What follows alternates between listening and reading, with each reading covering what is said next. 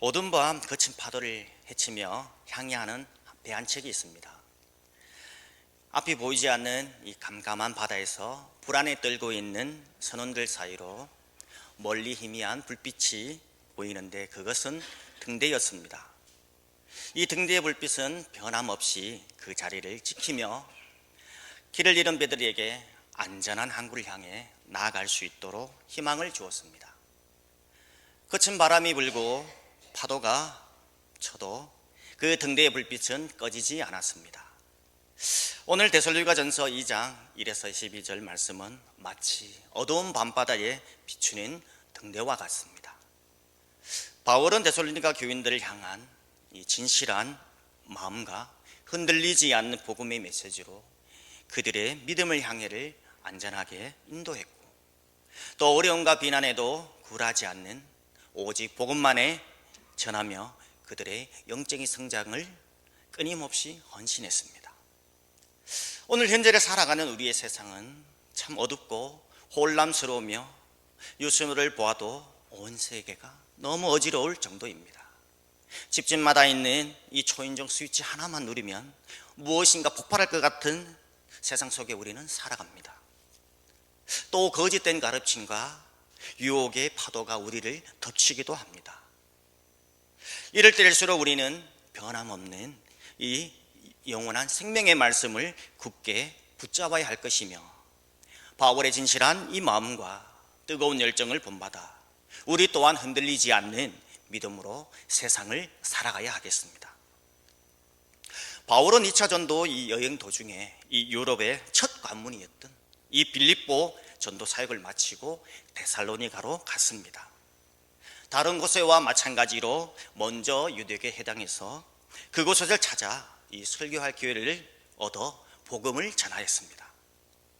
이때 경건한 이 헬라인의 큰 무리들과 적지 않은 이 귀부인도 고난을 받고 예수님을 믿게 되었습니다.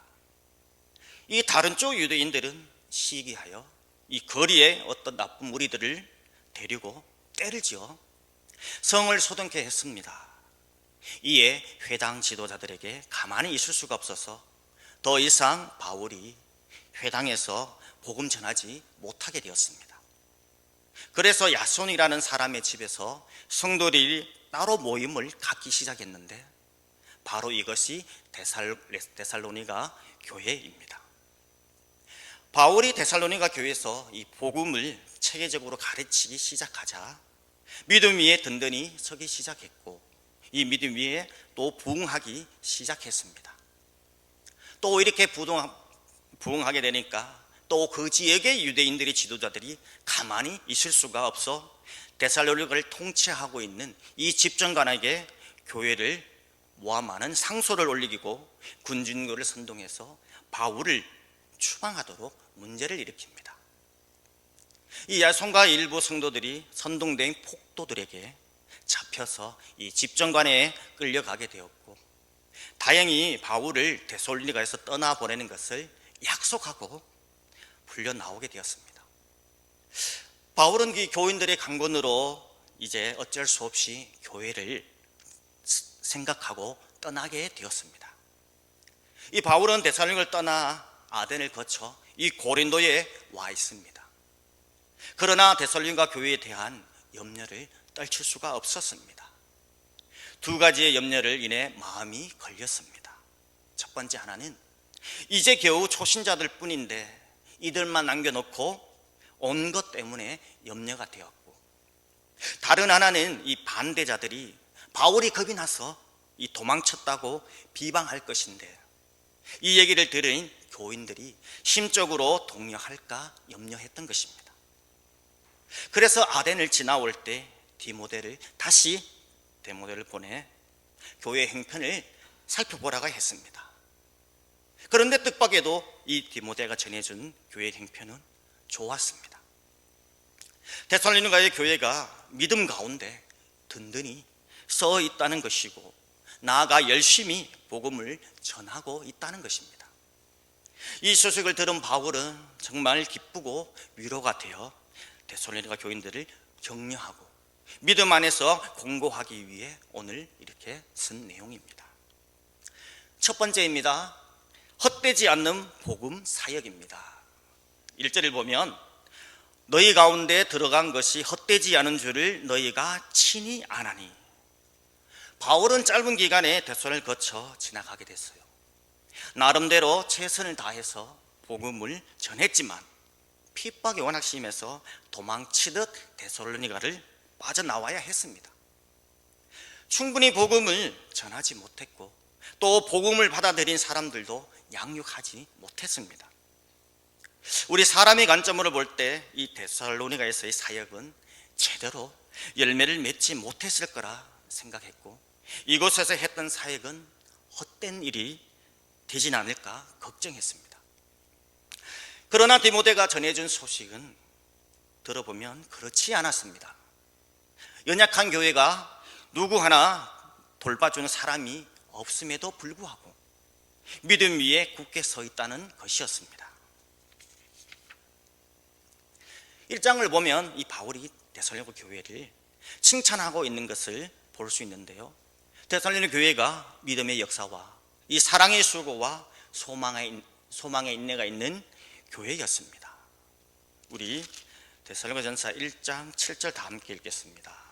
바로 앞장에 1장의 7절 8절입니다. 찾았으면 다 같이 읽겠습니다. 그러므로 너희가 마게도냐와 아가야에 있는 모든 믿는 자의 보온이 되었느니라. 주의 말씀이 너희에게로부터 마게도냐와 아가야에만 들릴 뿐 아니라 하나님을 향하는 너의 믿음의 소망이 각처에 퍼졌으므로 우리는 아무 말도 할 것이 없노라. 아멘. 이처럼 데살로니가 교회는 소문난 교회가 된 것입니다. 그래서 바울 일행은 아무 말도 할 것이 없다고 칭찬했는데 바울이 여기에서 깨달은 것이 있었습니다. 주의 사역은 결코 헛됨이 없구나 였습니다. 스위스의 유명한 심리학자 칼 융은 우리 시대에 가장 심한 로열에서는 허무이다라고 합니다.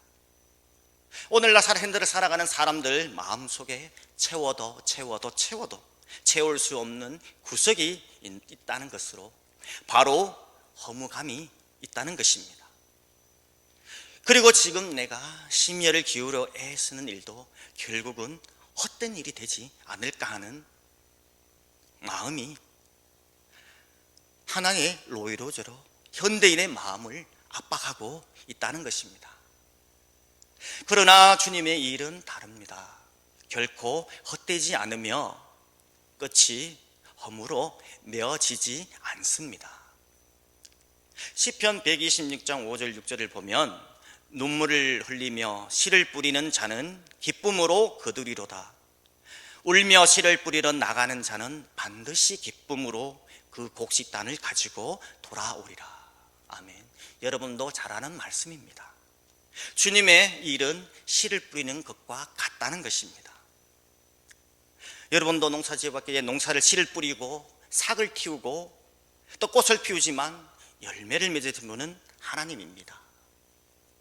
마찬가지로 우리가 전도하고 우리가 봉사하고 주의 일을 위해 땀을 흘리지만 모든 일은 씨를 뿌리는 일입니다. 이렇게 열매를 맺게 하시는 이는 하나님이시란 겁니다.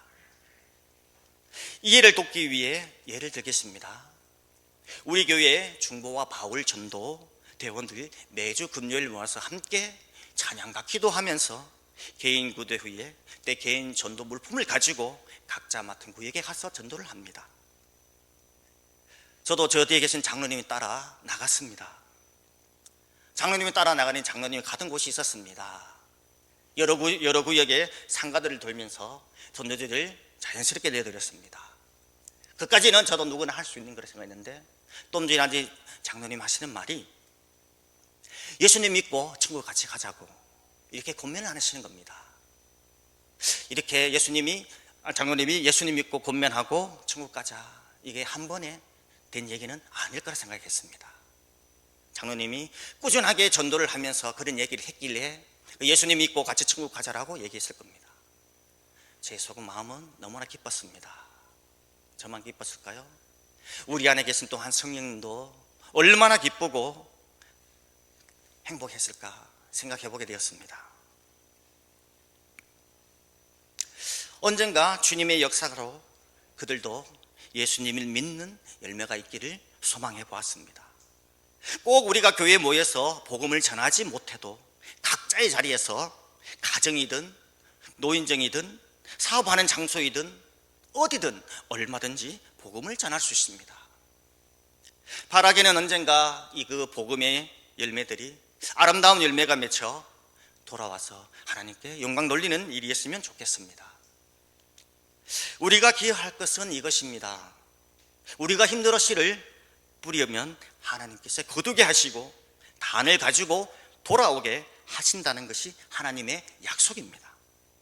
그래서 우리가 주의 일을 할 때 무슨 일에 있든지 헛되지 않다는 사실을 꼭 기억했으면 좋겠습니다. 갈라디아서 6장 9절입니다. 우리가 선을 행하되 낙심하지 말지니 포기하지 아니하면 때가 이름에 거두리라 말씀합니다. 사랑하는 여러분들의 아름다운 미소, 아름다운 말, 그 따뜻한 말이 전도의 씨가 뿌리 내릴 때 낙심하지 말아야 합니다. 때가 되면 거둘 수 있기 때문입니다. 우리가 주를 위해 하는 모든 일들이 헛되지 않기 때문으로 이것이 주를 위해 일하는 사람들이 갖추어야 할 태도 가운데 하나입니다. 바울 일행은 유럽의 첫 관문이었던 이 빌립보에서 전도하면서 심한 고생을 했습니다.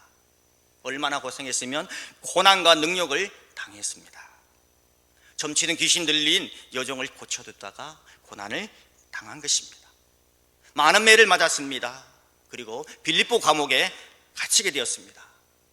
그러나 하나님은 이 바울과 실라의 기도와 찬송 소리를 들으시고 기적을 행하여 그들로 하여금 자유 몸이 되게 해주셨고 그 자리에서 복음을 전하여 그 간수와 그 가족을 구원하는 놀라운 역사를 일으켰던 것을 볼 수 있습니다. 바울은 하나님을 능력을 힘입어 많은 영적 전쟁에서 싸움에서 승리하였습니다. 두 번째입니다. 바울 일행의 복음 전파입니다. 바울 일행의 복음 전파는 부정에서 난 것이 아니고 율법이 매인 것도 아니었습니다. 오늘 본문 4절 우리 다시 한번 읽겠습니다. 본문 4절입니다. 오직 하나님께 옳게 여기심을 입어 복음을 위탁받았으니 우리가 이와 같이 발림은 사람을 기쁘게 하려 함이 아니요 오직 우리 마음을 감찰하시는 하나님을 기쁘시게 하려 함이라. 아멘. 바울은 이 데살로니가에서 그토록 많은 사람들의 비난과 이 모략과 이 박해를 받으면서도 복음만을 전했습니다. 결코 사람들이 듣기 좋은 말을 하기보다는 하나님의 말씀만 전했습니다. 사람들에게 잘 보이고자 하기보다는 하나님께 잘 보이고자 했다는 것입니다. 그래서 이 사람을 기쁘시게 하려 함이 아니요 하나님을 기쁘시게 하려 함이라고 말했던 것입니다. 심리학자들이 한 가지 재미있는 실험을 했는데요. 남자 유산손주를 관중석에 아무도 없는 상태에서 달리기를 해서 기록을 합니다. 다음에는 이 관중석에 남자 관중석을 가득 앉혀 놓인 상태에서 경기를 했습니다. 그랬더니 기록이 25%나 향상이 됐다는 것입니다. 끝으로 이번에는 관중석에 여자 관중들이 지켜보는 가운데 경기를 했습니다. 그랬더니 무려 기록이 50%나 향상됐다는 것입니다. 이 심리학자의 결론은 이 사람들 마음속에는 남을 의식하는 마음이 있는데 이것이 무시할 수 없는 힘을 가지고 있고 더욱 여기에 이성에 대한 관심이 첨가되면 그 힘은 배가 된다는 것입니다. 그렇습니다. 우리 안에 남들에게 잘 보이고자 하는 마음이 있습니다. 이것이 정말 큰 힘으로 작용하여 내가 원치 않는 방향으로 나를 이끌어갈 때가 있습니다. 때로는 해서는 안 되는 일도 하게 만들 때가 있습니다. 우리 안에 보이지 않는 힘이 있다는 것을 잊지 말아야 합니다. 이렇게 볼 때 이 자아를 둘로 구분해 볼 수 있는데요, 하나는 실체의 나이고 또 다른 하나는 이 보여지는 나입니다. 실제의 나는 나 혼자 있을 때에 행동하는 나이고, 또 보여지는 나는 다른 사람들을 의식해서 행동하는 나입니다. 방송실 화면 부탁드리겠습니다.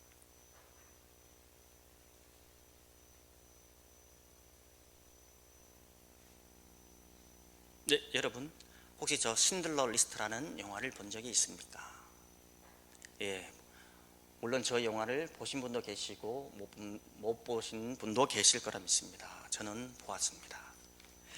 이 신들러 리스트는 실화이기도 한 이 영화로, 배경은 이 폴란드의 크라코우라는 작은 도시입니다. 이 도시는 이 600년 전에 흑사병을 피해 몰려온 유대인들의 중심이 되어 이 발전된 도시로 경제와 과학과 교육과 예술 등이 여러 방면에서 탁월하게 보였습니다. 그러던 중 나치 독일의 침공으로 그들의 빛은 꺼지고 모든 것이 암흑으로 바뀌기 시작했습니다. 1941년 폴란드 내 모든 유대인들이 크라카우 시내 강제 주거지로 이동하게 되고, 1943년 3월 플라초프 수용소로, 독일이 패망까지 7개월 전 그들은 죽음의 수용소인 아우슈비츠로 옮겨지며 최후를 맞습니다. 그 과정에서 인류 역사상 가장 위대한 휴먼 드라마가 펼쳐지는데요, 그 주인공은 독일인 사업가 오스카 신들러였습니다. 다른 화면 있나요? 네. 저렇게 연기를 읽던 배우 리암 니슨이라고 하는 배우인데요, 그 실제의 사람은 아니지만 저 역을 했습니다. 신들러라는 그 역을 했습니다. 그는 탁월한 사교성을 발휘해서 이 독일군 장성들을 미리 포첩하는 민첩성까지 보였습니다. 그는 파산한 공장을 인수해 군용 식기 공장으로 개조하고 값싼 유대인 노동자를 고용합니다. 이렇게 평소에 확보한 군의 인맥을 통해서 많은 제품 주문으로 그는 거대한 부를 축적하게 되었습니다. 또 한 유대인을 장악하고 있던 프라초프 수용소장 괴테라는 이 소위를 자기 사람으로 만듭니다. 그 괴물이었던 이 괴테는 신들러를 만나 점점 인간적인 모습으로 변해갑니다. 그리고 그의 관대함과 재치 덕분에 많은 유대인들이 생명을 건지게 됩니다. 유대인들에게 이 신들러의 공장은 안전이 보장된 유일한 장소였습니다. 그 과정에서 그는 한 인생의 생명은 무한한 가치에 대해 눈을 뜨기 시작합니다. 어느 날 절명의 위기가 찾아옵니다. 전쟁 막바지에 이르러 모든 유대인은 이 아우슈비츠로 이동시키라는 명령이 내린 것입니다. 그때 이 오스카 신들러는 깊은 잠을 자면서 큰 고민에 빠졌습니다. 그래서 그의 큰 고민의 끝에 생각지 못한 선택을 합니다. 수백만 마르크의 돈으로 유대인의 생명을 산 것입니다. 즉 돈에서 생명을 고귀함으로 산 것입니다. 그의 그 가치가 확고하게 전환된 것이었습니다. 무려 당시 1100명의 유대인이 그를 따라 안전한 곳으로 이동하게 되었습니다. 그리고 7개월 후에 독일이 항복하자 유대인들의 자유인이 되고, 반대로 이 신들러는 도망자 신세가 되었습니다. 이 이별의 순간 유대인들이 금리를 빼서 만든 금반지를 그에게 선물하게 됩니다. 그 반지에는 탈무드에서 나오는 한 글귀가 새겨져 있습니다. 누구든지 한 사람의 생명을 구하면 그는 곧 세상을 구하는 것이다. 신들러는 이 글귀를 보고 통곡합니다. 그리고 외칩니다.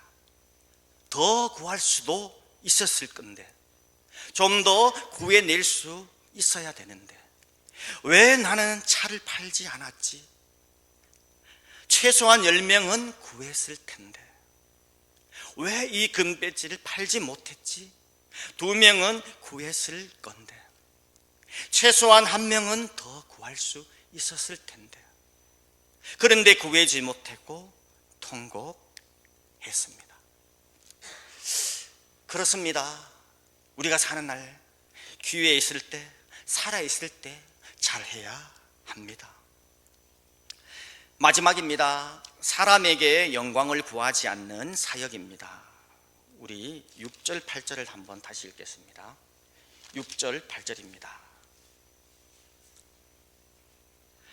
또한 우리는 너희에게서든지 다른 이에게서든지 사람에게서는 영광을 구하지 아니하였노라. 우리는 그리스도의 사도라서 마땅히 권위를 주장할 수 있으나 도리어 너희 가운데서 유순한 자가 되어 유모가 자기 자녀를 기준과 같이 하였으니. 아멘. 주님을 위해 일하는 사람들에게 정말 필요한 자세입니다.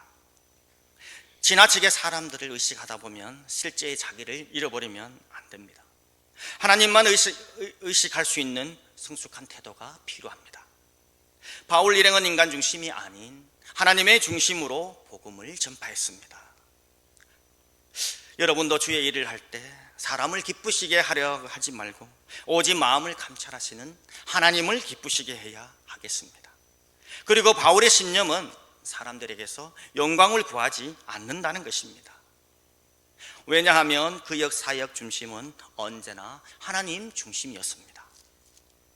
인간 중심으로 인간의 비율을 맞추는 사역을 하였다면 그는 분명 사람들에게 큰 대접을 받았을 겁니다. 그러나 바울은 언제나 하나님의 중심으로 비록 사람들에게 사도로서 충분한 대접을 받지 못한다 할지라도 실망하지 않았습니다. 오히려 바울은 유모와 같은 심정으로 양무리들을 돌본 것입니다. 왜냐하면 너희가 우리의 사랑하는 자미 됨이라. 목숨까지로 줄 정도로 사랑하는 관계였기 때문입니다. 이것이 하나님을 기쁘시게 하려는 마음입니다.